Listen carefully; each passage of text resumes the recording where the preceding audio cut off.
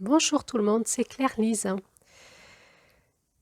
sommes sur notre 4e audio d'analyse de l'énergie du mois de décembre en lien avec cet enseignement amérindien que nous suivons depuis janvier maintenant, un enseignement qui nous est transmis par un livre qui s'appelle Les 13 mères originelles, un enseignement qui a d'abord été transmis oralement par les femmes amérindiennes entre elles et ensuite par ce livre depuis une trentaine d'années.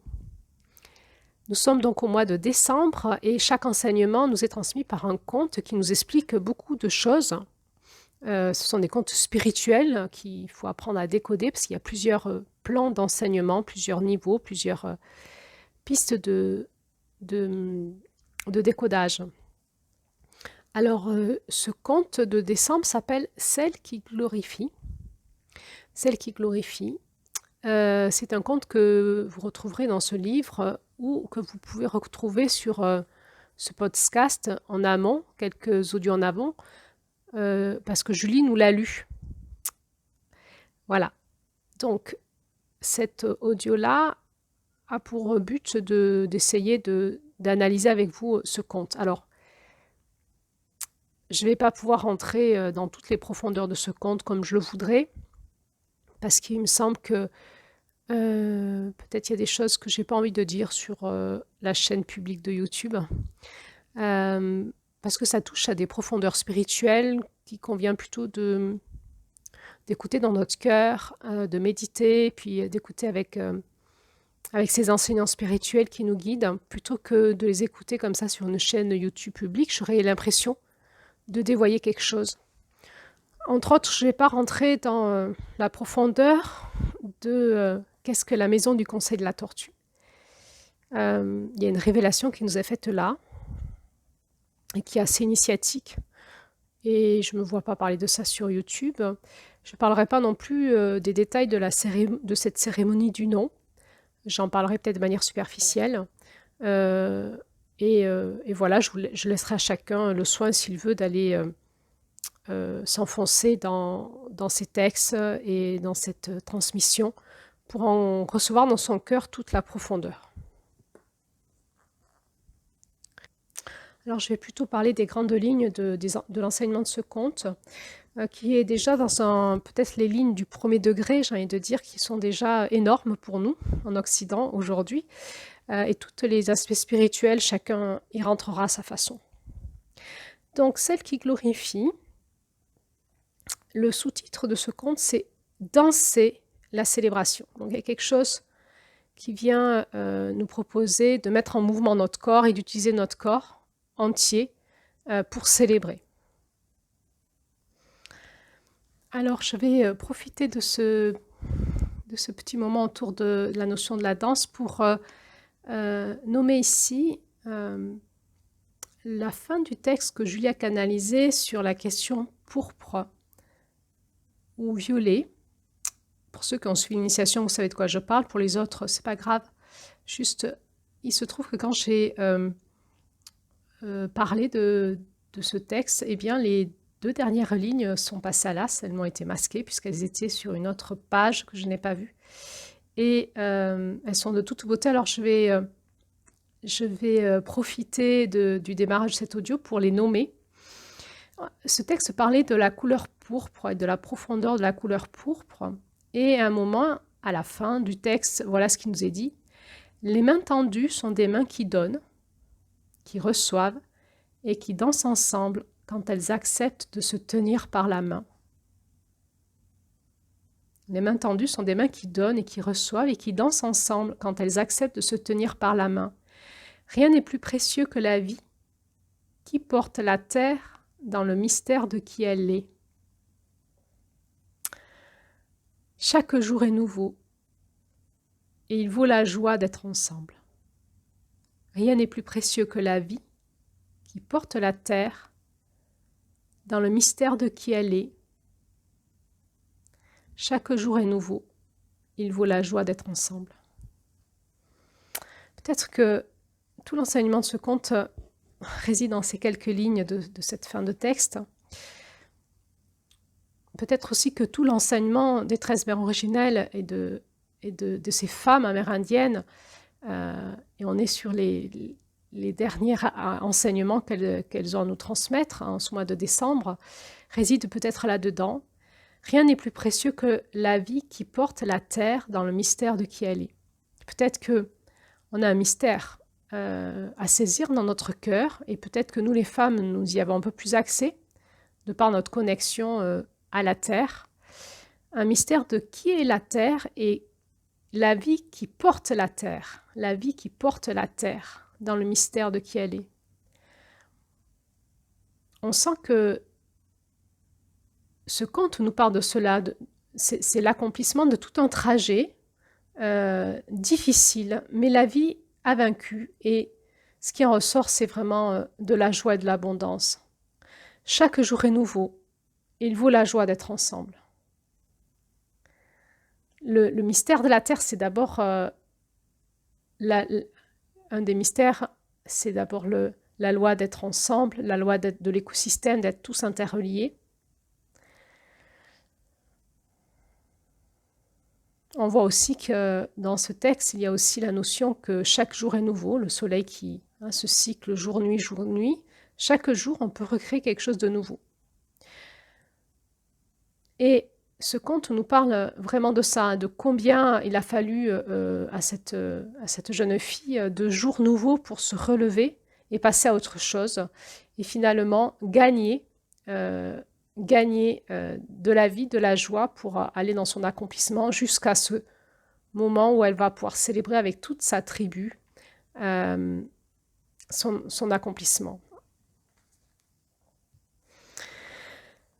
Dans la célébration, on va voir dans ce conte qu'il y a plusieurs aspects dans finalement le fait de glorifier, celle qui glorifie. Il y a rendre grâce, il y a louer, bénir, chanter, danser, et aussi cette attitude de sagesse. Quand on regarde les caractéristiques de cette mère de clan, et d'abord cette femme de sagesse, mais aussi cette sage femme. C'est cette sagesse-là on sent quelque chose de très matriciel dans ce conte jusqu'à la danse à la fin. On sent cette matrice du féminin qui contient et qui permet à la vie de prendre malgré les faux démarrages, malgré les embûches. L'histoire de Lune de Crépuscule est incroyable de redressement. On a l'impression que quand on écoute son histoire, le démarrage de sa vie, c'est une catastrophe, du décès de sa maman jusqu'à tout le harcèlement et l'humiliation et le délaissement et la maltraitance qu'elle a vécu, jusqu'à son corps physique qui en a été impacté. Et puis, par cette médecine de la gratitude, tout doucement, elle va pouvoir sortir de ces blessures-là pour retrouver sa gloire, sa beauté, et finalement atteindre son rêve. Ce qui est frappant dans l'histoire de Lune de Crépuscule, c'est qu'au démarrage, elle ne sent pas sa place, ni dans sa famille, ni dans la tribu, et qu'à la fin du conte, non seulement elle est la belle-fille du chef, et elle est la future femme du chef, c'est le fils du chef, elle va épouser le fils du chef, on va dire l'homme le prétendant le plus beau qu'il y avait dans cette tribu. Mais en plus de ça, toute la tribu se réunit pour la célébrer, elle et ses enfants. Elle est au centre de cette matrice de joie. On sent dans ce conte, cette matrice qui contient, ce féminin qui contient, ce féminin de la terre sacré, ce féminin divin qui contient, et qui, quand on reste dans cette matrice en sécurité, eh bien, à un moment, la vie va pouvoir prendre. Donc, celle qui glorifie, c'est cette femme sage qui va pouvoir être cette sage femme, celle qui va accoucher des âmes, mais aussi de leur fonction spirituelle dans le monde, par la cérémonie du nom. On voit qu'elle est celle qui prodigue des encouragements, ce qui semblait vraiment manquer c'est une médecine qui semblait manquer aux femmes de cette tribu. d'encourager les jeunes pour les arroser d'un bon engrais, pour faire un terrain fertile pour le futur. Les paroles valorisantes, ce qu'on appellerait aujourd'hui, les encouragements. Elle est la mère de la force créatrice. On est toujours dans la dynamique du féminin, dans la dynamique quelque part de l'utérus, la force créatrice qu'on va chercher en nous pour créer nos rêves et redresser notre futur vers quelque chose de plus abondant. Donc il est dit qu'elle est aussi la mère de l'abondance. Et on voit que l'abondance passe par la magie de la vie, retrouver la magie de la vie. Et la magie de la vie va pouvoir ouvrir notre cœur et nous faire entrer dans la gratitude et dans la guérison. Et alors, elle est aussi la gardienne des rituels et des cérémonies. Et on comprend combien c'est important qu'on puisse, nous aussi, faire des rituels, des cérémonies pour pouvoir louer, gratifier, et que ces moments sont importants et prennent un sens spirituel profond et nous permettent de rentrer en communion entre la terre et ce qui s'accomplit, le ciel et la gratitude de toute cette abondance et cet accompagnement que nous avons eu et l'ouverture de notre cœur pour ce qui est maintenant et ce qui sera après, pour s'ouvrir aussi au futur.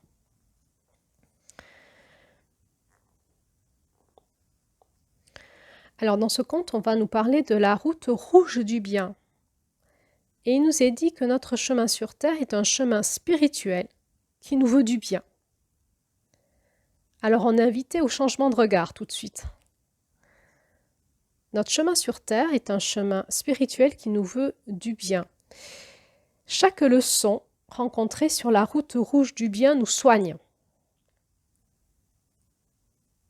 Et ce conte nous parle donc des défis, en fait, que les problèmes que nous rencontrons sont des défis et que d'ores et déjà nous pouvons être reconnaissants pour les défis auxquels nous sommes confrontés, quelles que soient leurs difficultés, parce qu'ils vont nous enseigner à développer notre force intérieure.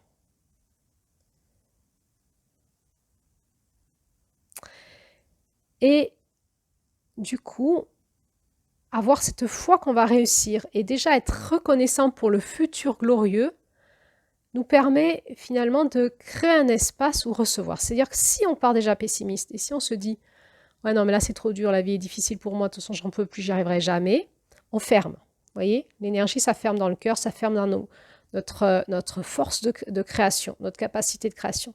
Si déjà, on remercie parce qu'on va réussir, parce qu'on va être guidé, parce qu'on sait qu'on va y arriver, on ne sait pas comment, mais on sait qu'on va y arriver, que déjà on remercie pour ça, on s'ouvre à la réussite, on ouvre notre espace en nous, et cet espace ouvert se met déjà dans une disposition de cœur et d'écoute dans le cœur et dans tous nos espaces de création pour recevoir la guidance, les conseils et suivre le chemin.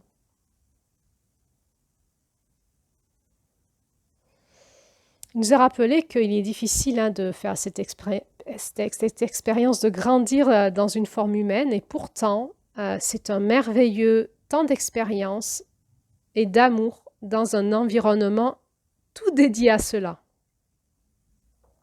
Oui, parce que là, on va retourner dans la compréhension de qu'est-ce qu'est l'intelligence de cette planète Terre, qui est une intelligence qui nous soutient à l'abondance, à l'amour, à la paix, à la co-création.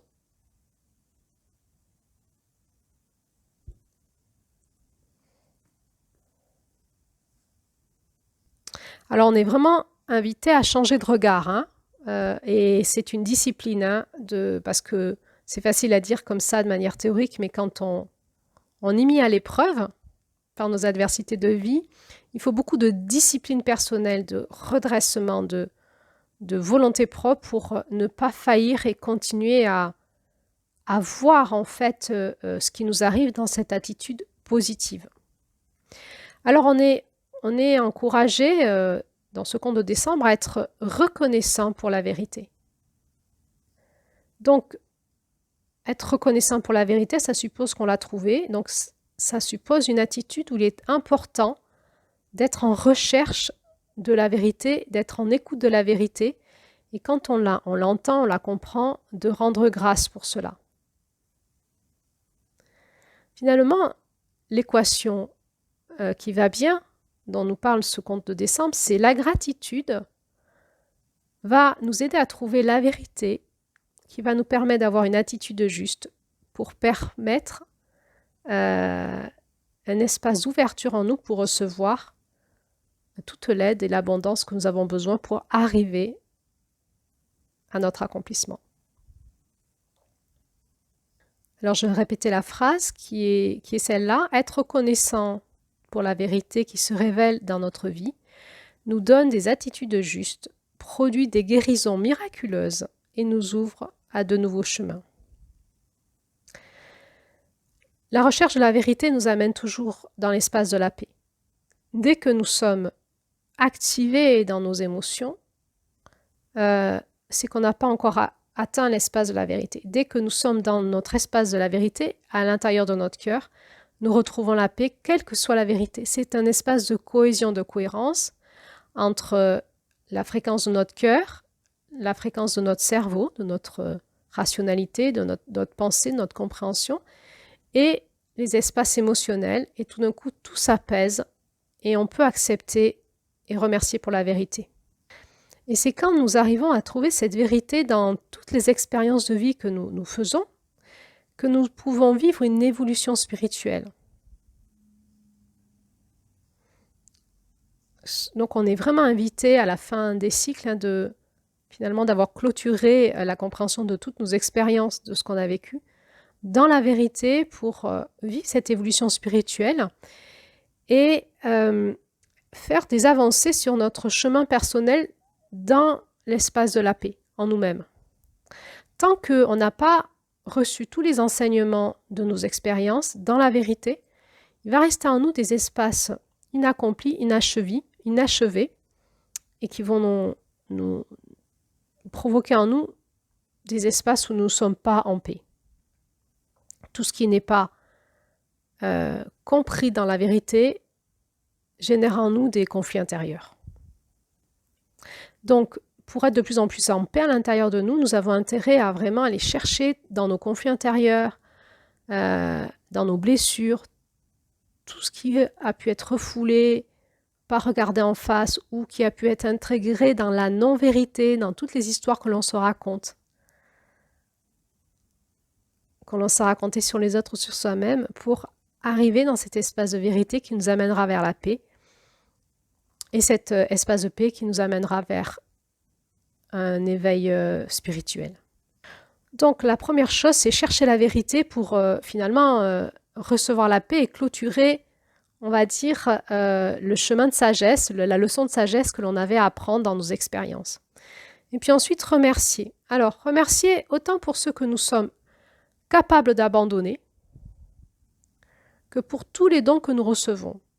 On est vraiment dans l'espace de la sagesse. On ne va pas chercher à tout acquérir, conquérir, réussir.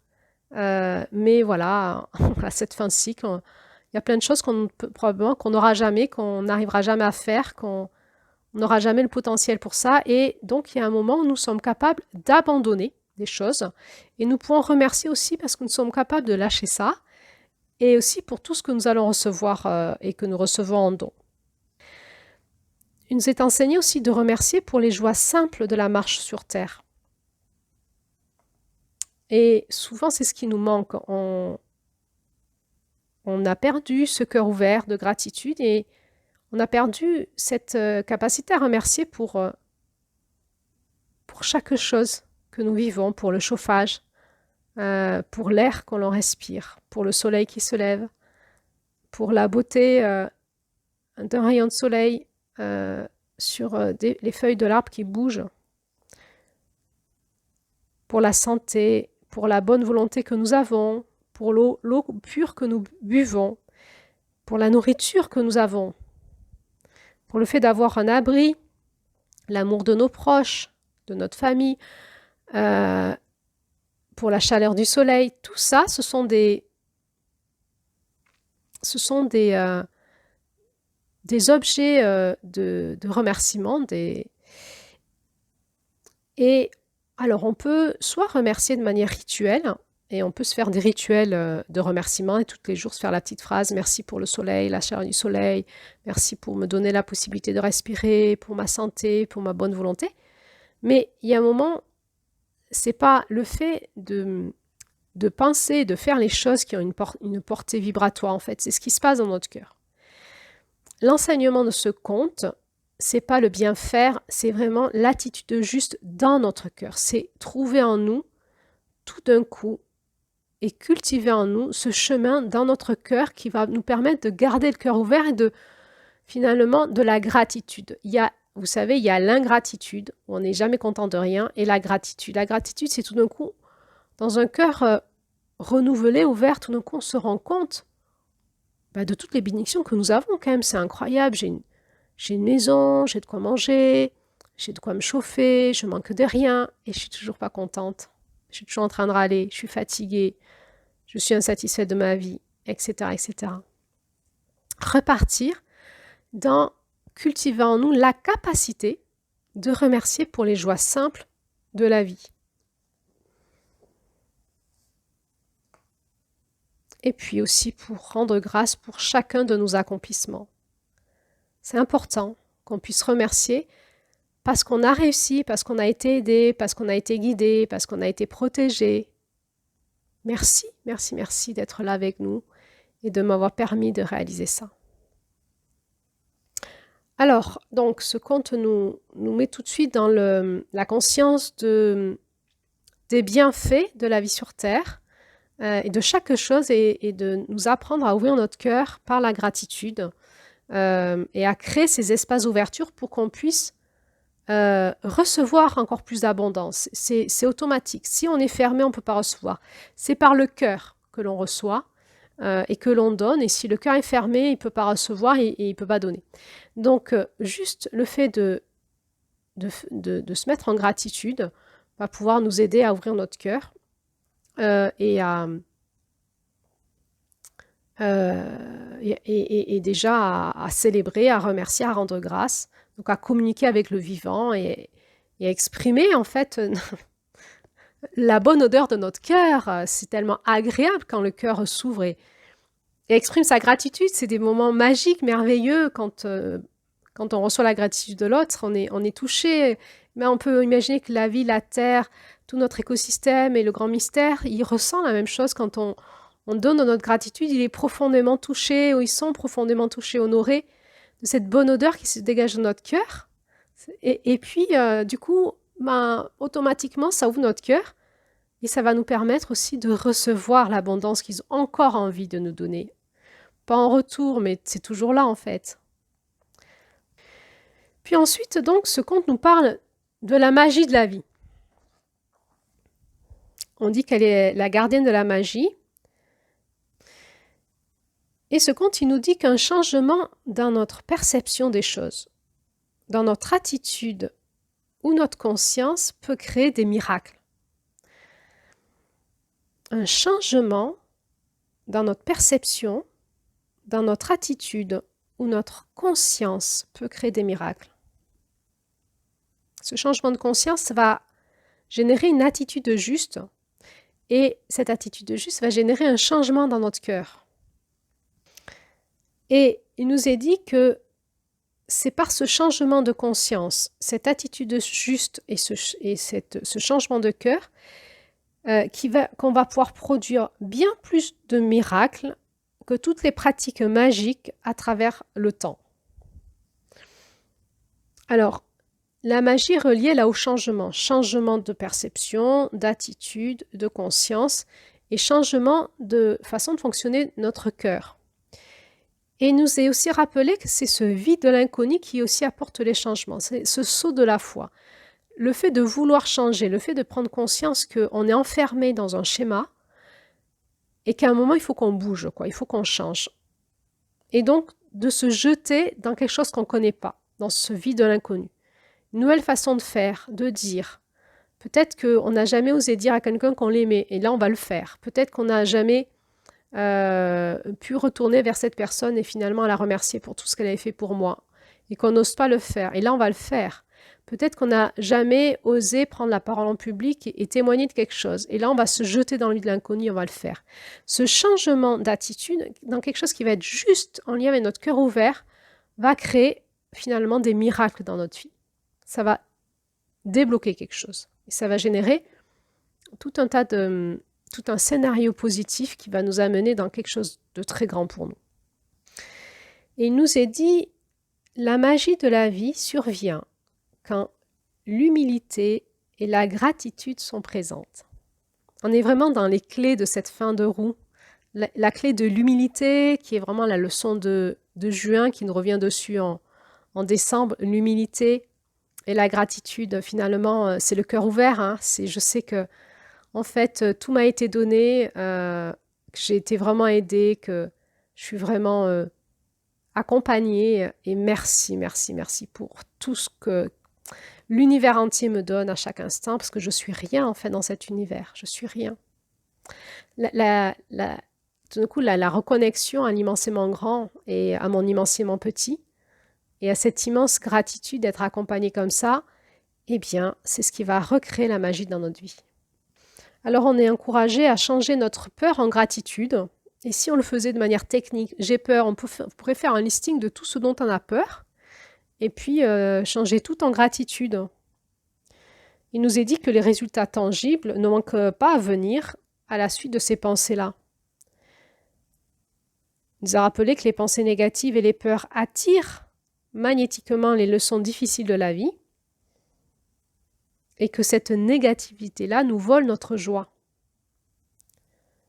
Donc, ça vaut le coup d'apprendre à changer de tels schémas de pensée pour débloquer ce que nous expérimentons et pouvoir magnétiser à nous des choses plus positives. Donc, et si, à partir d'aujourd'hui, on faisait l'exercice de lister tout ce dont nous avons peur et de le changer en gratitude? Qu'est-ce qui se passerait? C'est encore un phénomène de retournement dans notre cœur. C'est dans notre cœur, tout ce qui bloque est appelé à être retourné. Qu'est-ce qui se passe si je m'amuse à retourner tout ce qui me bloque et à changer tout en gratitude, remercier pour tout, tous mes blocages, toutes les expériences négatives que je vis, et de les transformer en gratitude et de les transformer en célébration? Qu'est-ce qui se passe derrière? Non pas de le faire techniquement, mais de le faire avec cette profondeur du cœur. Ce qu'on veut, c'est pas le bien faire. Ce qu'on veut, c'est le cœur qui se guérit, le cœur qui bouge, le cœur. On veut que notre cœur il s'ouvre pour recevoir l'abondance, parce que l'abondance, elle est présente partout dans l'univers et partout sur la terre. Et si on ne la reçoit pas, c'est que juste on a le cœur fermé. Donc c'est juste ça, hein, c'est pas du bien faire. On veut juste guérir notre cœur pour recevoir l'abondance. Imaginons qu'on est invité à un restaurant et il y a énormément de belles choses, tout nous est payé, c'est gratuit pour nous. Mais simplement, on a la bouche cousue, on ne peut rien manger, on n'arrive pas à ouvrir la bouche. Et nous, on veut quoi? Tout va bien, en fait, tout va bien pour nous, on veut rien d'autre que arriver à ouvrir la bouche, à découdre cette bouche. On ne veut pas être ailleurs, en fait, tout est en abondance, tout nous est donné, c'est payé pour nous. Simplement, on a la bouche fermée, on n'arrive pas à manger. Alors, on est désespéré et on veut rien d'autre que arriver à découdre notre bouche pour pouvoir manger. Eh bien, c'est pareil pour notre cœur. Tout nous est donné tout le temps, sauf qu'on a le cœur fermé et on cherche qu'une chose, c'est ouvrir notre cœur pour pouvoir recevoir l'amour, recevoir en abondance. Tout ce qui est là au niveau de la terre et au niveau de l'univers. Et changer de perception des choses, parce que quand on a le cœur fermé, on n'arrive pas à recevoir. Donc forcément, on est dans l'ingratitude. Et l'ingratitude va générer un cercle vicieux. Donc ce qu'on veut, c'est juste ouvrir notre cœur, recevoir et changer de regard pour réamorcer un cercle vertueux, qui est celui de quand j'ai le regard, la conscience, une attitude de juste et de vérité, et bien tout d'un coup, mon cœur va s'ouvrir, va pouvoir commencer à recevoir. C'est comme une dynamo qui va se mettre en route et je vais pouvoir commencer à recevoir les choses juste pour moi, à pouvoir goûter moi aussi cette abondance et tout d'un coup, eh bien, il y a un cercle vertueux qui va se mettre en route. Alors, je réinsiste, c'est pas technique, hein. C'est à un moment, on cherche à être dans notre cœur. à être dans l'intelligence de notre cœur, parce que c'est que par là que va passer l'abondance. Alors ensuite, on va pouvoir être de ceux et de celles qui vont encourager les autres et on va développer l'empathie, se mettre à leur place pour bien comprendre leur rythme, où ils en sont, les encourager par la louange, en étant reconnaissant pour ce qu'ils font. Et cela va nous permettre tous ensemble de poursuivre notre mouvement d'humanité vers l'unité. Chaque fois que je regarde ce que fait mon frère et ma sœur et que je suis reconnaissant pour ce qu'il fait, chaque fois je reconnais qu'il est mon co-créateur, qu'il est mon allié et que grâce à lui ou à elle, moi je vais bien aussi. Chaque fois que je reconnais la beauté de l'autre et que je suis dans mon cœur, je vibre dans l'unité avec l'autre. Alors on va apprendre aussi à donner des signes de reconnaissance positifs aux gens qui nous entourent, non pas encore une fois de manière technique, parce qu'il faut le faire, parce que c'est bien vu, mais juste pour pouvoir cultiver ce lien d'unité de cœur à cœur entre nous. Et qu'est-ce que ça fait qu'on est dans l'unité avec l'autre? On est dans la joie profonde. On se sent relié, on se sent ensemble. Et je crois que c'est ce qui donne un sentiment de joie profonde et d'unité. Alors on pourra aussi apprendre à prendre soin du cœur brisé. On reconnaîtra autour de nous les personnes qui, comme nous avant, ont aujourd'hui le cœur brisé, comme on a pu l'avoir avant, et on va faire découvrir aux autres comment reconquérir la magie de la vie. Peut-être que nous aussi, on sera de ceux et de celles qui pourront les prendre dans notre bras, les bercer, et leur faire savoir que quelqu'un les aime, si cela nous appelle bien sûr, et qu'il existe un endroit où on peut laisser couler ses larmes. Combien c'est important pour le cœur de pouvoir d'abord se décharger de ses chagrins, ces larmes qui libèrent, qui soignent, que le système nerveux puisse lâcher, pour que le cœur puisse s'ouvrir derrière, et ensuite aider la personne à reconquérir l'estime d'elle-même. Si on peut être de ceux et celles qui pouvons recevoir dans nos bras nos proches et recevoir leur chagrin pour permettre à ces cœurs de fondre leur armure, leur cuirasse et ensuite de pouvoir être là avec nos signes de reconnaissance positifs et les aider à reconquérir l'estime d'eux dans la vérité, dans la présence du cœur, dans la présence empathique et non pas dans l'attitude qui fait bien d'avoir. J'insiste parce que aujourd'hui, dans le milieu du développement personnel, on sait qu'il faut être dans la gratitude et alors il y a des attitudes qui sont très superficielles ou automatiques, comme des lois morales quasi religieuses, des attitudes qui font bien d'avoir. Ça c'est très agaçant, ça sent faux. C'est le faux self. Là, on parle vraiment pas de ça, on parle vraiment de l'intelligence du cœur qui a été reconquérie et combien on va pouvoir offrir à notre entourage de la chaleur humaine. Alors, ça s'apprend déjà en guérissant soi-même et ensuite en ayant envie de le donner à l'autre. C'est l'envie qui va nous faire nous mettre en route, c'est pas le devoir, c'est l'envie. C'est tout d'un coup quand notre cœur s'ouvre à la souffrance de l'autre, dans la compassion, dans l'empathie, qu'on va pouvoir le prendre dans nos bras, pleurer avec lui, laisser son chagrin, lui donner un espace matriciel où son chagrin va pouvoir fondre et ensuite lui donner toutes nos paroles d'amour qui sortent de notre cœur, de reconnaissance, et puis lui apprendre petit à petit à reconquérir l'estime de soi. Alors après, nous allons pouvoir louer, célébrer ensemble et rendre grâce. Le fait de louer, de chanter, de danser, de célébrer et de rendre grâce par la parole. Rendre grâce, c'est plutôt comme une prière de reconnaissance. Sans louer, c'est par la danse, par le chant. Célébrer, c'est par des célébrations, des cérémonies. Tout cela ouvre notre cœur Et de le faire ensemble, ça augmente la puissance, hein, la puissance du ressenti, comme une osmose qui va se créer par le collectif. Et alors, ça va nous aider à ouvrir notre cœur et ça va aider le processus de guérison de notre humanité. Alors, il est important, quand on arrive à la fin de quelque chose, de prendre le temps de créer ces cérémonies pour célébrer ensemble. Et on est encouragé à donner ce qu'il y a de meilleur dans notre nature humaine par la célébration de qui nous sommes. C'est pas de l'orgueil, c'est vraiment de la vérité et de l'humilité, de pouvoir aussi remercier pour qui nous sommes. Et ça va ouvrir notre cœur, c'est de pouvoir le nommer aussi, de me remercier pour qui je suis, en toute vérité et humilité. C'est très très profond. C'est l'inverse de l'orgueil en fait. C'est quelque chose qui parle dans notre cœur profond. Et aussi d'apprendre à rendre grâce pour la vie que nous menons.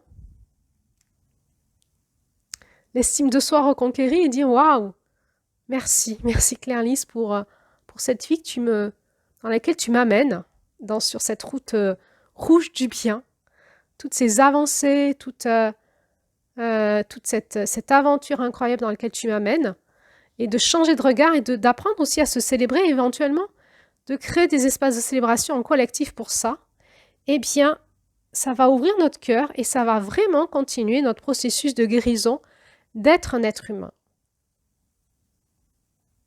On est vraiment invité à ce changement de regard plutôt que de se concentrer sur ce qui ne va pas et de le dire, eh bien, d'ouvrir notre regard à ce qui va bien, de se célébrer, de s'encourager, de retrouver l'estime de nous et de finir par le célébrer ensemble. Dans ce conte, il nous est dit qu'elle est la gardienne des rituels et des cérémonies. Ainsi, elle nous montre combien il est important de réserver du temps pour célébrer tous ces dons que la vie nous fait et effectivement de les célébrer ensemble. Il est important de pouvoir achever un cycle de vie. Dans cet espace spirituel, nous pouvons nous tenir dans l'espace du grand mystère, de la vie, du ciel et de la terre, de notre écosystème familial, amical et de toutes les personnes qui nous ont côtoyés pendant ce cycle-là. Et dans cette conscience du cœur, d'apporter notre reconnaissance pour tout ce que la vie nous a apporté. C'est important parce que ça attire la bénédiction à nous. C'est pas important de manière égocentrique, c'est important parce que dans ce cycle d'abondance que nous propose la terre et le ciel, c'est le cycle du cœur en fait, du cœur ouvert, et remercier pour tout ce dont nous avons été bénis nous ouvre aux bénédictions du cycle qui va démarrer. On est là quelque part dans l'intelligence du cœur. C'est pas égocentrique, c'est pas technique. C'est pas ah oui, alors il faut que je remercie pour avoir les bénédictions pour l'année prochaine. Vous voyez, ça c'est ailleurs, on est déjà ailleurs. C'est juste que quand on se tient dans l'humilité, c'est-à-dire aller dans l'espace spirituel, c'est pas si simple que ça. Ça nous demande le dépouillement, ça nous demande d'aller dans l'humilité et de nous ouvrir à la gratitude. C'est pas si simple que ça en fait. C'est un espace d'humilité, de dépouillement. Et quand on est là-dedans, et que tout d'un coup, on s'aperçoit dans cette humilité tout ce qu'on a reçu, combien la vie nous soutient, quand on se reconnecte à la force de la vie, au fait que notre cœur y bat toujours, que notre cerveau est toujours là pour réfléchir, que le sang circule en nous, tout ce que nous avons reçu dans ce cycle-là. Eh bien, le fait d'exposer notre gratitude dans cet espace-là, eh bien, c'est comme si nous achevons le cycle des bénédictions reçues et que nous ouvrons le prochain cycle de bénédictions à venir en fait. C'est vraiment l'intelligence du cœur, du donner-recevoir. Alors, c'est sûr que ces rituels, donc, s'ils sont accomplis dans la routine et sans cœur, ben, ça apporte rien dans nos vies. Ça apporte de la religion, des règles morales. Il y a dans les anciens temps, on proposait les rituels de la bénédiction de la prière du soir, où on faisait remercier aux enfants pour la journée, pour tout ce qu'ils avaient reçu pour la journée, et ils pouvaient aussi poser leurs demandes. Tout ça, ça s'est perdu. On, on exprime aussi notre gratitude pour la nourriture au début du repas. Ça s'est perdu parce que les rituels se sont mis à fonctionner de manière routinière et puis religieuse, et puis finalement, ça ne nous a plus parlé. Mais je ressens profondément que si on réapprend à faire ça, non pas de manière routinière, non pas de manière religieuse, mais comme étant l'hygiène de la circulation de la vie dans notre cœur, dans notre cerveau, dans notre sang, dans nos corps émotionnels, pour pouvoir prendre l'habitude de se reconnecter à l'espace du grand mystère, la nuit, le soir, à minuit, avant d'aller au lit, cet espace où nous pouvons nous adresser au très grand, à Saint infiniment grand. On le ressent le soir, si on pouvait aller prier dehors, sous les étoiles et sous la lune, dans cette nuit sombre. Tout d'un coup, on prend conscience qu'on n'est rien sur la terre, qu'on va s'abandonner au sommeil et qu'il va se passer beaucoup de choses. Si on pouvait, au moment de cette fin du cycle de la journée, pouvoir exprimer nos gratitudes, célébrer cette journée et nous ouvrir aux gratitudes et aux bénédictions de la nuit et du lendemain, alors peut-être que notre vie vraiment serait changée. Et si nous pouvions apprendre à faire cela à nos enfants, peut-être que leur vie serait changée. Si nous pouvions apprendre à chaque repas, chaque fois qu'on fait des courses, chaque fois qu'on nous apporte de quoi manger, vraiment nous mettre dans cet état de gratitude, de cette conscience du cœur que tout nous est donné. Même si on travaille pour avoir de quoi manger, même ça, ça nous est donné. Alors je crois que nos vies changeraient. Alors évidemment, on est dans ce fil tendu étroit entre la routine, la religion et la vérité du cœur, la sincérité du cœur. Et cette ouverture du cœur, eh bien, elle s'entretient. Quand on a le cœur ouvert, on l'entretient et il reste ouvert. Et si on ne l'entretient pas, il se referme. Évidemment, quand le cœur s'est refermé, c'est beaucoup plus dur d'y retourner. Alors, qu'est-ce qui va se passer? Petit à petit, on va se fermer à l'abondance et puis on va rentrer dans l'ingratitude et dans la souffrance. Et c'est par ce cycle de souffrance que nous allons rechercher à réouvrir notre espace de l'abondance en nous, dans notre cœur, pour pouvoir nous réouvrir à cette magie qui est le cœur ouvert.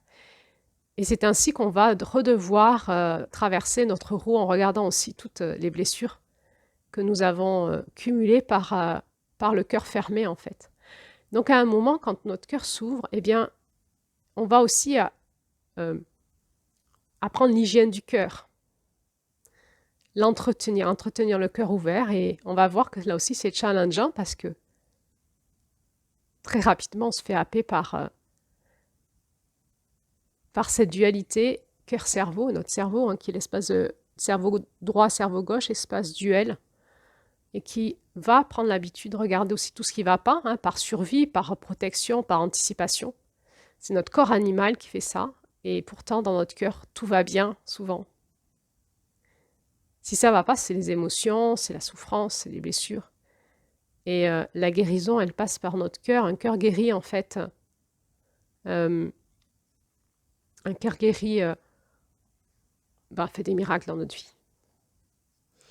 Alors là, je vais vous lire une citation que j'ai affichée dans mon cabinet, qui pour moi est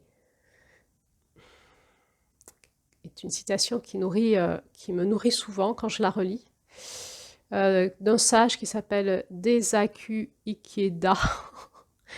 Alors voilà ce que dit cette citation. D'un cœur guéri et en paix naît l'humilité. De l'humilité naît une volonté d'écoute de l'autre, qui amène à une compréhension mutuelle, d'où naît un monde de paix. Alors je répète, d'un cœur guéri et en paix, naît l'humilité. De l'humilité naît une volonté d'écoute de l'autre, qui amène à une compréhension mutuelle, d'où naît un monde de paix. Faire ce que je peux est normal. Au-delà de mes capacités, un défi. Là où finissent mes capacités, commence ma foi. Une foi forte voit l'invisible, croit l'incroyable et reçoit l'impossible. Faire ce que je peux est normal. Au-delà de mes capacités, un défi. Là où finissent mes capacités, commence ma foi. Une foi forte voit l'invisible, croit l'incroyable et reçoit l'impossible. D'un cœur guéri et en paix naît l'humilité. De l'humilité naît une volonté d'écoute de l'autre, qui amène à une compréhension mutuelle, d'où naît un monde de paix. Faire ce que je peux est normal. Au-delà de mes capacités, un défi. Là où finissent mes capacités, commence ma foi. Une foi forte voit l'invisible, croit l'incroyable et reçoit l'impossible.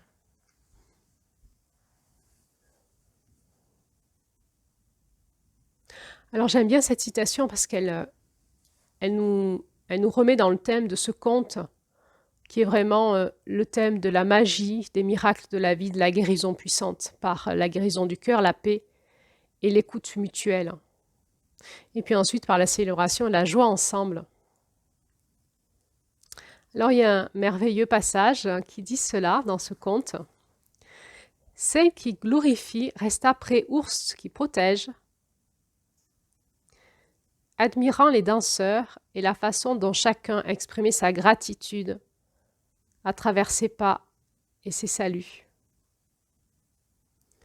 Les feux illuminaient les visages réjouis des danseurs. C'était comme si le monde entier partageait la joie de cette nuit. La gardienne des cérémonies rituelles regarda ses enfants et vit la bonté en chacun et dans tous.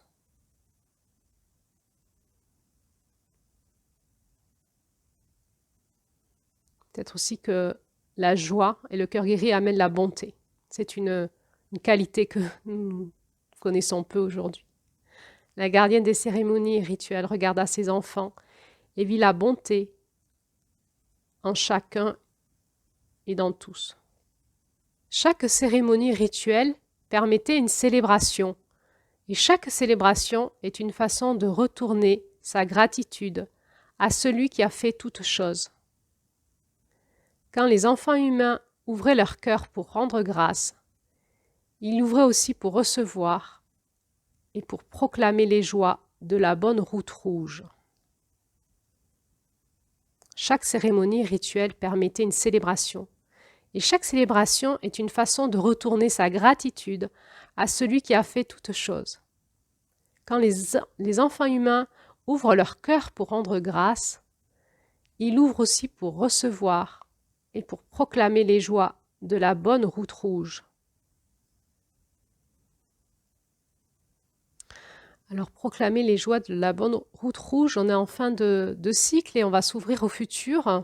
Cette route rouge et ces joies de la route rouge continuent. Le défi de l'humanité à transmettre la vie, à être bien ensemble, à co-créer ensemble dans cette intelligence d'unité par les liens du sang, par la loi du sang. Et alors, donc, on voit dans ce conte quelle est la mère de l'abondance et en fait, on est invité à se tourner vers le futur et à lâcher prise à l'abondance. Donc, il y a la notion d'abondance, c'est à la fois s'ouvrir à l'abondance, mais aussi c'est partager dans l'abondance. Il y a cette notion de donner-recevoir qui circule, une circulation d'énergie. Dès qu'on bloque l'énergie, l'abondance s'arrête. L'abondance, c'est une circulation d'énergie dans le donner-recevoir. Et donc, on est encouragé à partager notre abondance, qui est une façon de maintenir nos vies florissantes, de faire circuler cette énergie. et à rentrer dans la compréhension profonde de la valeur qu'il y a à donner autant qu'à recevoir. Et dans cet équilibre du cœur, de cette circulation d'abondance, et de comprendre que nous devons donc abandonner l'ancien pour recevoir le nouveau. Donc il y a cette transition dans ce cycle où on peut glorifier, rendre grâce pour tout ce qu'on a pu accomplir et lâcher l'ancien pour s'ouvrir à ce nouveau cycle.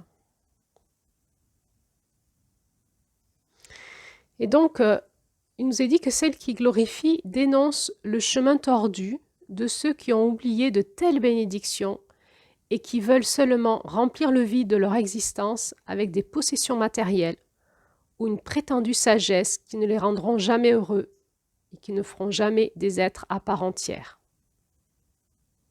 Donc remplir notre existence de possessions matérielles ou d'une prétendue sagesse. On sent là le petit grincement, le petit gravillon qui fait dérailler toute la roue.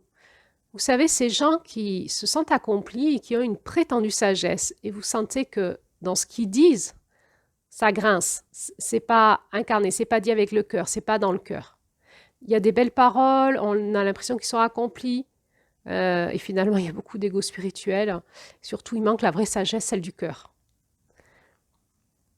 Et ça ne rend jamais personne heureux d'avoir plein de biens matériels ou une prétendue sagesse qui n'en est pas une. Et on est voilà, frappé par tous ces suicides qu'il y a chez les personnes riches, en fait.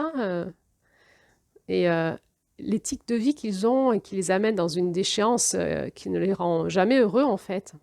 Et ici, il nous est dit qu'ils ne seront jamais des êtres à part entière. À part entière. Comme s'ils étaient des êtres morcelés. Donc, effectivement, l'abondance n'est pas en lien avec les possessions matérielles ou une prétendue sagesse, mais c'est bien avec comment est notre cœur dans sa sagesse et dans son ouverture et comment circule l'énergie de donner et recevoir dans notre cœur. Alors, je vais vous faire un audio spécial sur la notion d'abondance parce qu'elle me tient à cœur. C'est le paradigme qui nous appelle pour les années qui arrivent. Donc, il y aura une audio spéciale sur la notion d'abondance en ce mois de décembre. Donc, ce conte aussi nous ramène dans l'idée que la roue de la vie continue à tourner et qu'on peut être reconnaissant et célébrer la vie pour chaque rencontre que l'on fait. Et cette façon d'être reconnaissant, de célébrer ensemble nos rencontres, nous crée cet espace de plénitude en nous. On se sent plein de bonnes choses ensemble. Et ça permet donc à cette roue de la vie de continuer à tourner, de continuer à co-créer avec nous et d'engendrer une abondance nouvelle, de nouvelles expériences de vie et de nouvelles joies ensemble.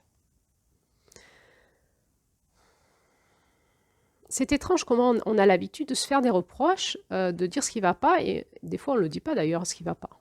Mais on a du mal à dire ce qui va bien et à se donner ces signes de reconnaissance positive et à se les donner vraiment avec le cœur.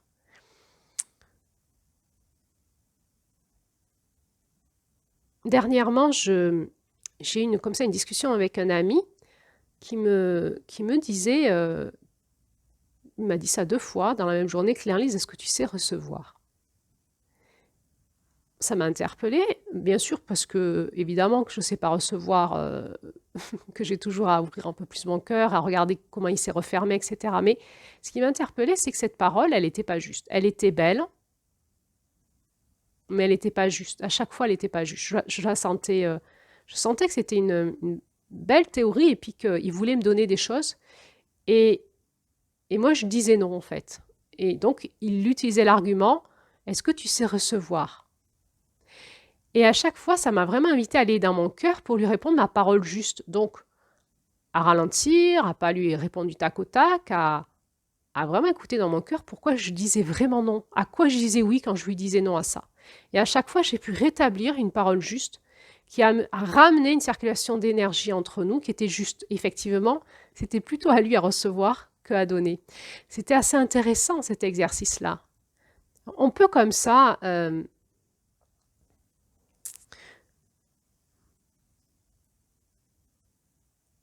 utiliser ces notions pour forcer le cœur de l'autre. Mais c'est notre cœur qui sait à quoi je dis oui, à quoi je dis non. Et dans quel équilibre je suis. Et dans quel équilibre je suis avec l'autre. Et parfois, quand l'autre il veut me donner, c'est que lui-même, il a un intérêt à donner et son cœur est fermé à recevoir. Il peut vous dire « Ah, mais c'est toi qui ne sais pas recevoir parce que tu ne veux pas accueillir ce que je te donne ou l'entièreté de tout ce que je te donne. » Je crois que maintenant, on est vraiment invité à lâcher tous ces jeux-là et vraiment chacun à retourner dans notre cœur. C'est le plus dur, la posture la plus difficile, la plus joyeuse aussi, et la plus humble. On peut lâcher tous ces scénarios relationnels avec une prétendue sagesse, mais qui nous amènent encore que de la dualité et une fausse sagesse, en fait, quelque chose qui va faire du mal à notre énergie de vie. Et on peut vraiment revenir à notre cœur et ressentir dans notre cœur profond ce qui est juste dans ce donner-recevoir, à quoi je dis oui, à quoi je dis non, et à permettre cette circulation d'énergie de circuler entre nous de manière juste pour soi et pour tout le monde. Et là, on est vraiment dans la gardienne de Mars, celle qui pèse la vérité. Alors, dans ce conte, il nous est beaucoup parlé de la magie de la vie. Et donc, il y a la notion de la magie et de la vie aussi. Et là, on nous parle de la vie, de la roue qui tourne et de cette énergie de vie, de cette force de vie, de la créativité de la vie. Qu'est-ce que c'est que la vie? On a passé une année à essayer de comprendre que c'est tout un tas de choses complexes dans lesquelles on est et que l'énergie de vie, c'est la vie, c'est pas la mort, c'est l'abondance, c'est la joie, c'est la paix. C'est la justice, c'est la vérité, beaucoup. Et c'est tout un tas de choses, en fait, dans lesquelles, petit à petit, nous rentrons dans la conscience et nous allons nous abandonner à cette énergie de vie. Nous allons favoriser sa circulation en nous et entre nous. Alors, on nous montre l'importance d'équilibrer notre chemin spirituel avec le rôle dans lequel chacun de nous a choisi de cheminer au cours de sa vie. C'est-à-dire que, finalement, quelle est notre place? Quelle est notre place dans notre monde? Et à équilibrer notre chemin spirituel avec notre place et pas plus, pas moins. C'est-à-dire que pour que l'abondance circule entre nous, nous devons être à notre place, pas plus, pas moins. Et alors, dans ce regard vers le futur, chaque fois que nous recevons une bénédiction et que nous avons de la reconnaissance pour ces bénédictions reçues, qu'elles soient matérielles ou dans les leçons de la vie, même dans les adversités souvent. Donc on avait vu qu'il était important de rendre grâce pour ouvrir l'espace du futur, pour recevoir les bénédictions du futur. Et on peut nourrir ces bénédictions à l'intérieur de notre corps comme des graines du futur qu'on plante dans notre terre intérieure. Et on est encore dans la notion, dans cette roue du Nord, de la notion d'élémentaire, l'élémentaire qui sera donc exploré de novembre, décembre et janvier. C'est notre corps physique. C'est comment nous allons utiliser notre corps pour être le terreau, la base, les racines de notre arbre d'abondance, notre arbre de vie, notre sapin de Noël. Et on voit dans ce conte que le corps et le rythme dans le corps est important. On le voit dans les danses, dans les célébrations, dans les chants, dans les saluts. Combien, en fait, toute notre spiritualité, quand elle passe par notre corps qui s'exprime, on est vraiment dans l'élémentaire. C'est vraiment l'incarnation par le corps de la célébration, des gratitudes. Il y a quelque chose qui se passe quand on danse, qui n'est pas la même chose que là quand je vous parle, quand vous m'écoutez. C'est exactement pas du tout au même endroit. Et prendre l'habitude de célébrer par la danse et par l'intelligence de notre corps d'aller accueillir cette bénédiction à l'intérieur de notre terre et aussi comme si on pouvait donc y planter les graines du futur de cette abondance.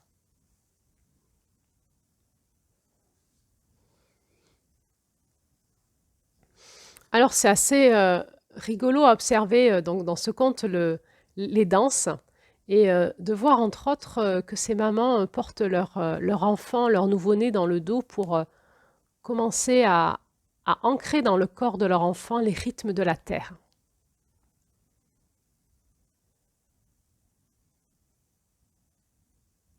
La reconnexion à la terre va changer notre vie. C'est vraiment le début de l'abondance, c'est d'être connecté à la terre. Alors on va parler d'ancrage, mais alors on va le travailler. Ça, c'était le travail qu'on avait fait en novembre, de travailler nos ancrages. Mais là, en décembre, c'est bien plus que ça. On n'est plus dans l'ancrage, on est complètement dans la communion avec la planète.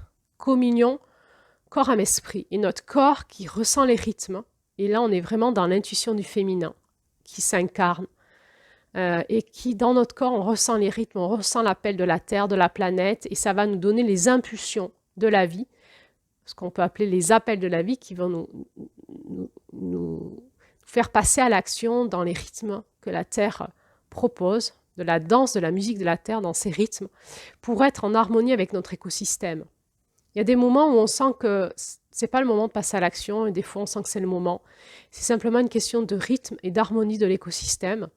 Et ça, c'est parce qu'on est connecté à la Terre, non pas dans l'ancrage, mais dans la communion totale, vibratoire, énergétique, corporelle, et qu'on peut recevoir dans notre corps, par l'influx de la Terre, toutes les informations vibratoires électromagnétiques qui vont se convertir en pulsions de vie, en force de créativité, comme si on avait des appels de la Terre, comme si on avait les appels de la vie, et on va pouvoir se mettre au rythme de la Terre, au rythme de l'écosystème, au rythme des appels, se mettre en rythme, en danse, on va se mettre à danser avec la Terre, avec notre écosystème, se mettre en rythme les uns les autres ensemble, et ainsi pouvoir, en ayant le rythme de la Terre dans la peau, pouvoir créer une danse ensemble harmonieuse, un rythme harmonieux, au rythme de chacun. On voit dans ce conte qu'il y a comme une chorégraphie dans cette danse. Chacun a sa place. Il y a comme un mandala de danse, chacun a sa place, et ça va créer une harmonie de l'ensemble.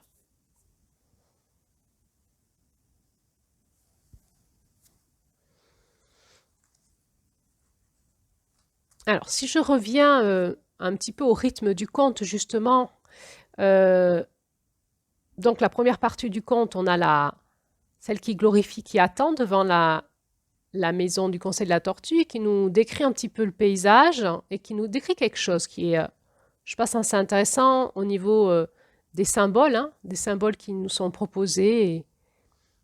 Et ensuite, il va y avoir cette cérémonie du nom. Peut-être que dans nos pays christianisés, on appellerait ça le baptême. C'est un peu différent, mais c'est un peu pareil.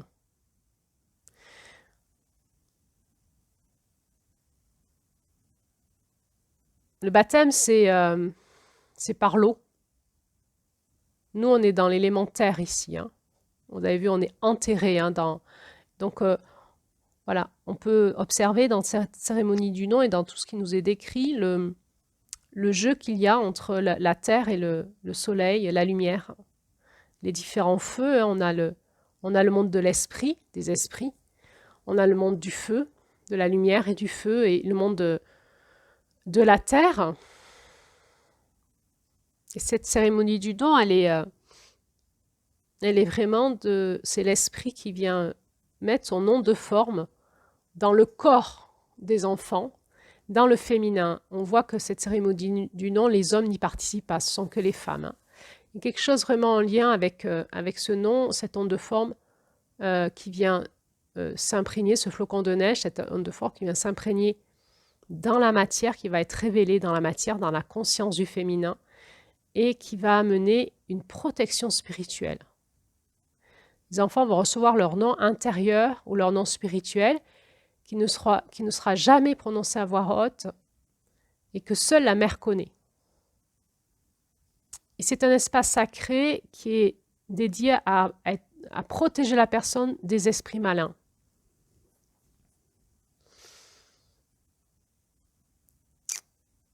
Cette cérémonie, ce nom permet à la personne d'être reconnue dans le monde de l'esprit. Donc on est vraiment dans la protection matricielle de la mère, dans cette intériorité, c'est comme si la mère et les femmes étaient les reines du royaume de l'intériorité, dans lequel les hommes n'ont pas accès dans cette tribu. Eux, ils vont peut-être s'occuper du royaume de l'extérieur. D'ailleurs, il attend à l'extérieur de la hutte pour la ramener vers la fête dans le village, au bord du lac. Euh, et on est dans tout cet espace de protection du féminin, du sacré, du vulnérable et du sacré. Protection dans cette intériorité contre tous les esprits malins du monde de l'esprit. Et c'est aussi une cérémonie qui va les mettre en alliance avec les esprits qui viennent soutenir, les esprits alliés qui vont venir soutenir ces enfants dans leur route rouge, hein, et aussi qui viennent soutenir, qui sont les esprits qui sont les alliés de notre humanité. Alors, je referai là aussi un audio sur les rituels, puisque c'est la gardienne des rituels et des cérémonies. Je ferai un petit audio pour reprendre tout ça. Donc, je vous dis à bientôt pour cet audio. On va continuer là, par rapport à notre compte. Alors là, on voit qu'il y a deux noms. Il y a le nom qui vont porter à l'extérieur et le nom qui vont porter à l'intérieur. C'est vachement important, ça, à comprendre qu'il y a le nom que nous ont donné nos parents, qui est une identité extérieure, et il y a un nom spirituel que l'on reçoit à l'intérieur de nous, et seul nous, et j'ai envie de te dire notre mère ou notre mère spirituelle, le connaît. C'est le monde du féminin. Je voudrais aussi porter votre attention sur le fait que dans l'enseignement qui nous est dit dans ce conte, ce n'est pas un maître qui nous donne le nom comme ça, de l'extérieur, et encore moins un homme. Mais il y a tout un rituel très sacré, et c'est les esprits alliés qui le donnent. C'est vrai que dans certaines spiritualités, même en chamanisme d'ailleurs, hein, certaines personnes partent dans des pays où ils reviennent avec un nom spirituel qui nomme d'ailleurs, ça change leur identité, ils ne se nomment plus Sylvie, ils se nomment un nom spirituel qu'ils ont reçu. Et c'est toujours un nom public extérieur. Et est-ce que ce nom est vraiment le leur en fait? Ou est-ce que c'est encore un baptême extérieur? Est-ce que c'est encore une identité extérieure qui ne correspond pas à qui ils sont vraiment? Moi, ce que je reçois là, c'est que notre identité intérieure, en fait, il n'y a que nous et l'espace matriciel protégé de la Mère divine qui peut nous le donner. Cet espace de l'intériorité, c'est l'espace de la Mère divine. C'est pas quelqu'un d'extérieur, quel que soit, quelque maître spirituel il soit, qui va nous donner notre identité spirituelle, en fait. Et on va voir que c'est ce qui va leur donner leur force, en fait, entre puissance intérieure, cachée, spirituelle, mais qui va les nourrir de leur intériorité, et puissance extérieure, qui est leur nom extérieur. Alors, on va revenir sur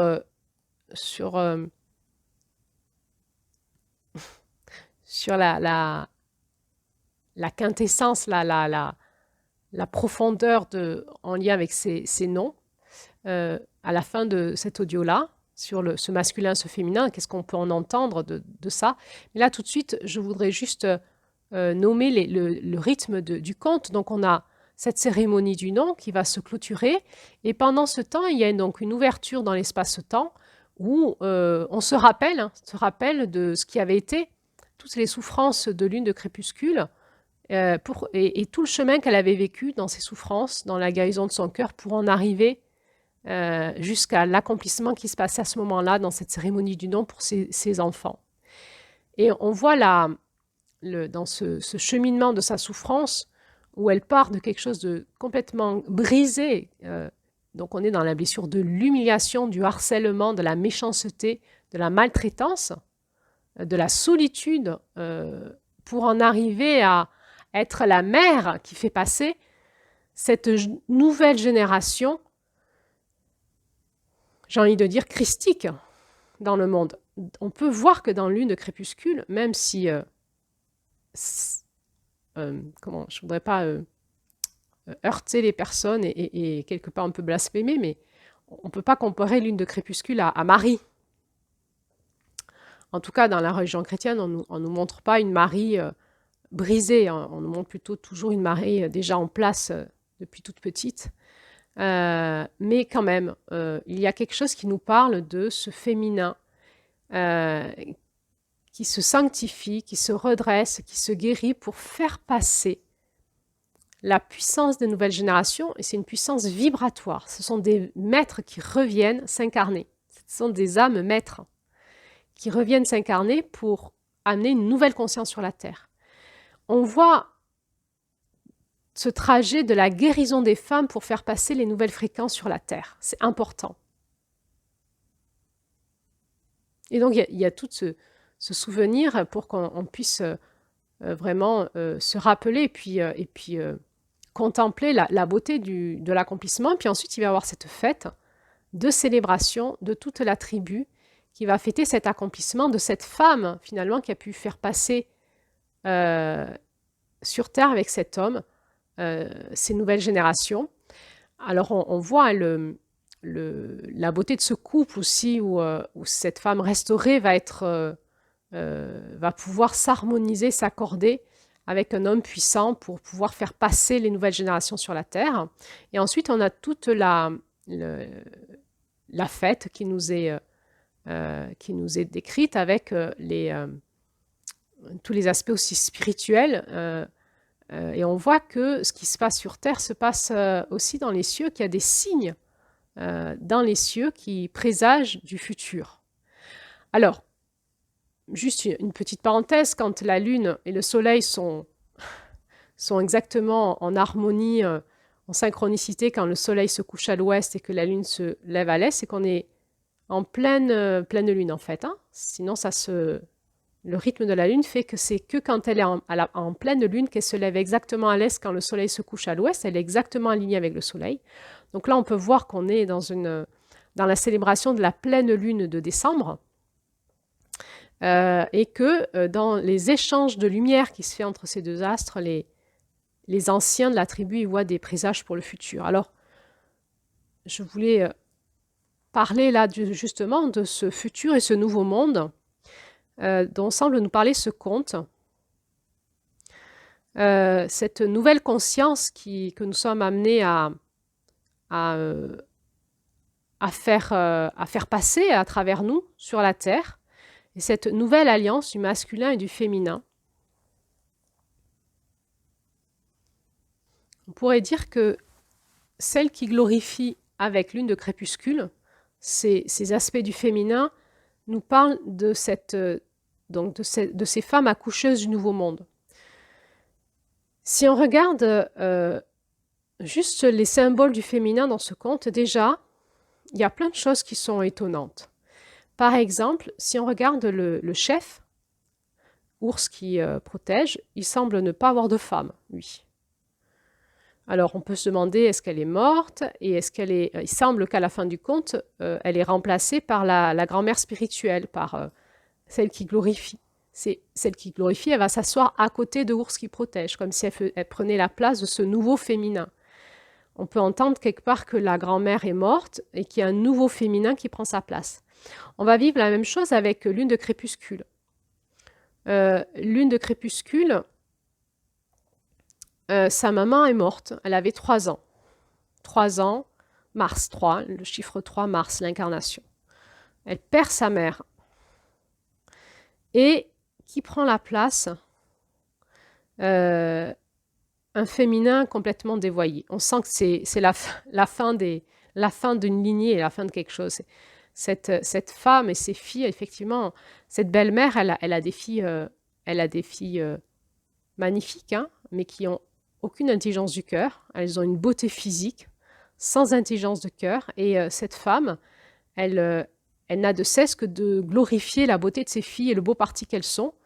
Et elle ne voit pas que sa belle-fille, qui, elle, a le cœur brisé par toutes ses souffrances, et qui, donc, ces souffrances psycho-émotionnelles impactent même son corps physique. Elle est moche, tout simplement, c'est clairement dit, elle est moche, elle est maladroite, elle n'est pas belle du tout.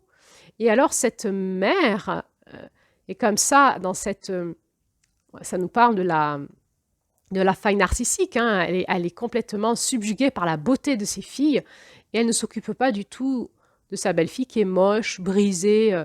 Ça nous fait penser un peu au conte de Cendrillon. Elle va même, voilà, la fustiger ou ses sœurs, ses belles-sœurs vont la fustiger, se moquer d'elle. Et alors, elle est comme ça, elle ne sert pas à grand-chose, hein. C'est peut-être plus un poids qu'autre chose. Et, euh, et ça nous parle vraiment de tous les aspects en nous, de notre féminin.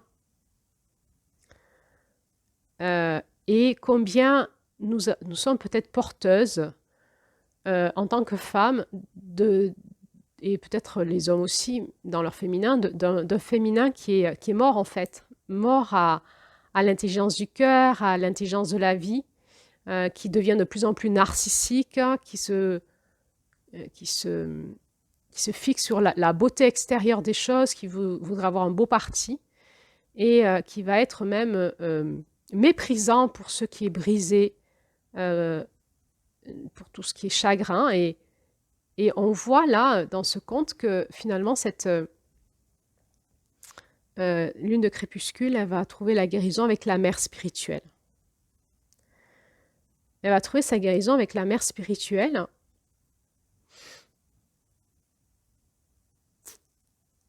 Et je reviendrai sur le conte, sur l'audio sur les blessures. On parlera plus en détail de tout ça. Ce que je voudrais vous dire là dans cet audio, c'est que il semblerait que ce conte nous parle de tout un féminin mort et qui cherche à se restaurer en retournant dans la puissance du féminin sacré, de la mère sacrée, de la mère divine, pour pouvoir être capable de faire passer dans le monde de nouvelles générations.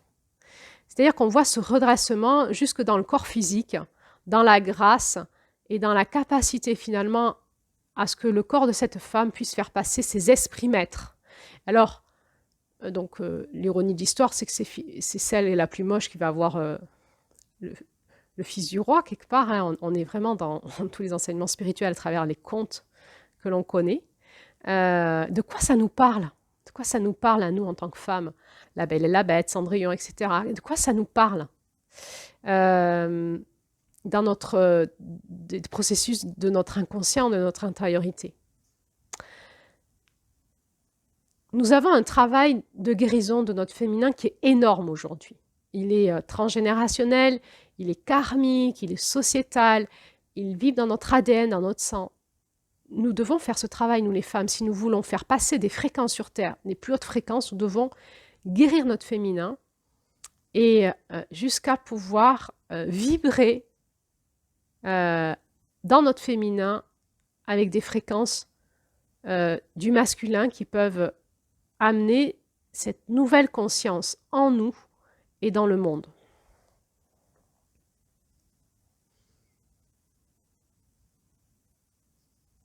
Alors c'est une nouvelle conscience, mais c'est aussi une nouvelle alliance masculin-féminin en nous et dans le monde. Alors,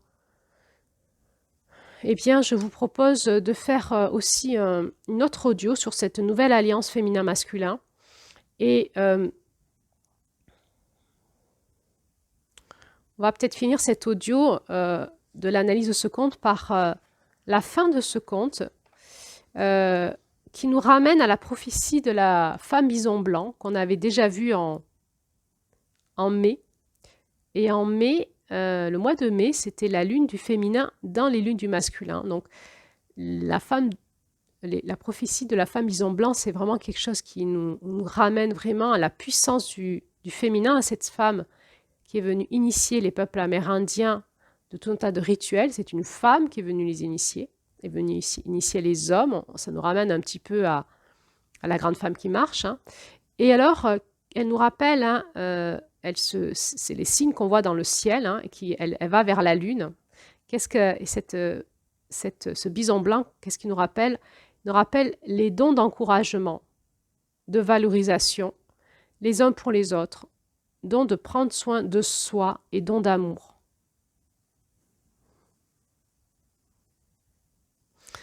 Le bison blanc nous rappelle comment créer un terrain fertile et magique pour amener à maturité les graines des rêves d'une petite fille solitaire.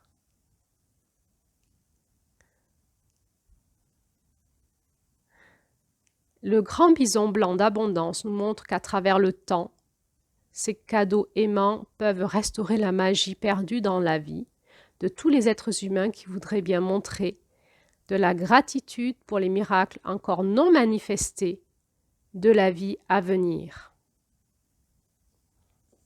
Et il est quelque chose de très puissant à la fin de ce conte où il y a cette alchimie entre le soleil couchant, la femme du soleil couchant, septembre, masculin sacré, féminin sacré, le soleil couchant, la lune montante, pleine lune de décembre, le bison blanc. Et ce conte finit aussi avec les remerciements du grand mystère.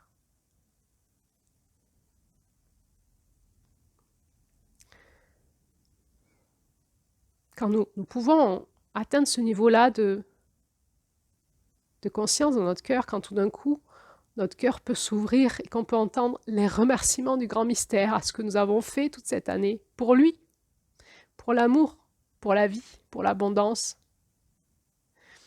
alors c'est accompli. On est dans notre espace de vérité. Des larmes de gratitude de jaillir des yeux de la femme de sagesse, lui permettant de recevoir les remerciements que lui envoyait le grand mystère.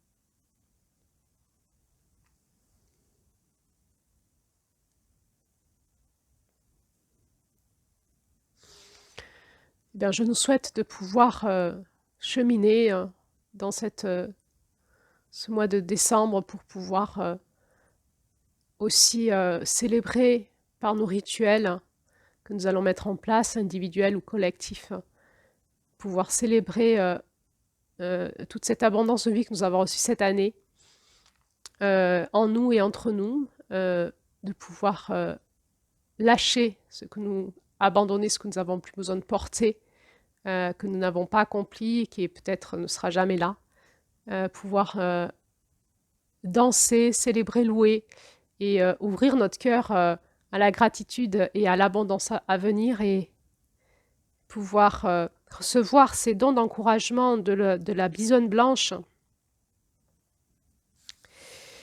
et de valorisation pour nous et pour les autres, de pouvoir nous célébrer nous-mêmes dans nos accomplissements, dans ce qui est valeureux en nous, dans ce qui est beau, de pouvoir nous célébrer nous-mêmes là-dedans et de pouvoir prendre soin de nous dans le don de l'amour que nous avons reçu, de prendre soin de nous dans cet amour total et puis de pouvoir comme ça planter nos graines du futur en nous et finalement de pouvoir s'ouvrir totalement dans notre cœur ouvert, lavé, ouvert au remerciement du grand mystère qui va venir nous toucher à cette fin décembre dans nos rituels. Et il va y avoir un moment où le ciel va venir toucher la terre, où un nouveau souffle d'amour va passer sur la terre entière. Et à ce moment-là, nous allons peut-être pouvoir recevoir dans notre cœur tout cet amour du grand mystère pour nous et tous ces remerciements. Et on va s'apercevoir que c'est le grand mystère qui est à genoux devant nous.